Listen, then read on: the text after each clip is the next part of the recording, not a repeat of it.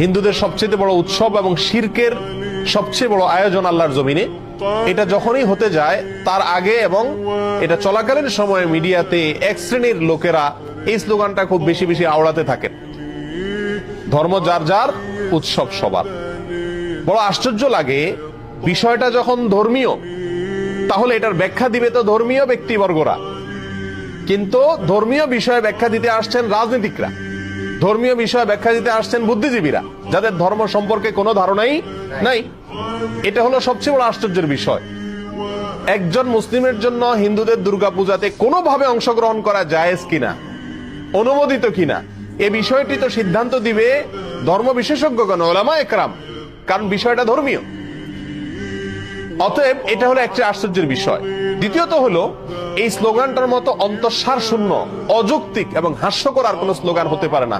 এই স্লোগান যদি যৌক্তিক হতো, এটার যদি অন্তঃসার থাকতো, তাহলে তো এই স্লোগান মুসলমানদের ঈদের সময়, উৎসবের সময়ও আসতো। বলা হতো, হিন্দুদেরকে আহ্বান করা হতো, তোমরাও আসো, দোনো ঈদে অংশগ্রহণ করো। অথচ তখন এটা করা হয় না। তাহলে বোঝা গেল উদ্দেশ্যমূলক ভাবে শুধু মুসলমানদের ঈমান ধ্বংস করার জন্য এই ষড়যন্ত্রমূলক স্লোগানটি বাজারে চাউর করে রাখা হয়েছে এবং এর পিছনে কিছু ষড়যন্ত্রকারী তথাকথিত বুদ্ধিজীবী এবং রাজনীতিকরা কাজ করছেন। আমরা সকলেই জানি, কোরবানিদের সময় পাক ভারত উপমহাদেশের মানুষ সবচেয়ে বেশি পরিমাণে কোরবানি করে গরু। যদিও গরু ছাড়া অন্যান্য পশু কোরবানি করা যেতে পারে, যেহেতু মুসলমানদের কাছে গরু খাওয়া হালাল, বিধায় গরু কোরবানি করে আমাদের দেশের মানুষ বেশিরভাগ ক্ষেত্রে। আর এর জন্য কোরবানিতে মানুষ বলে অনেকে বকরা ঈদ।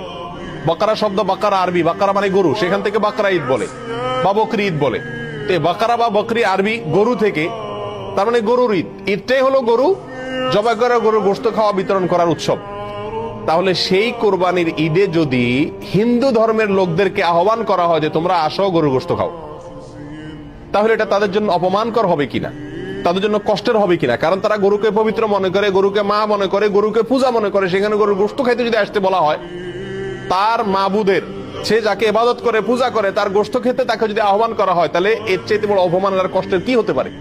এই কারণেই কোন রাজনৈতিক বা তথাকথিত বুদ্ধিজীবীদের কেউই আহ্বান করে না হিন্দুদেরকে যে আসো, মুসলিমদের সাথে উৎসবে সামিল হয়ে যাও, কারণ উৎসব সবার।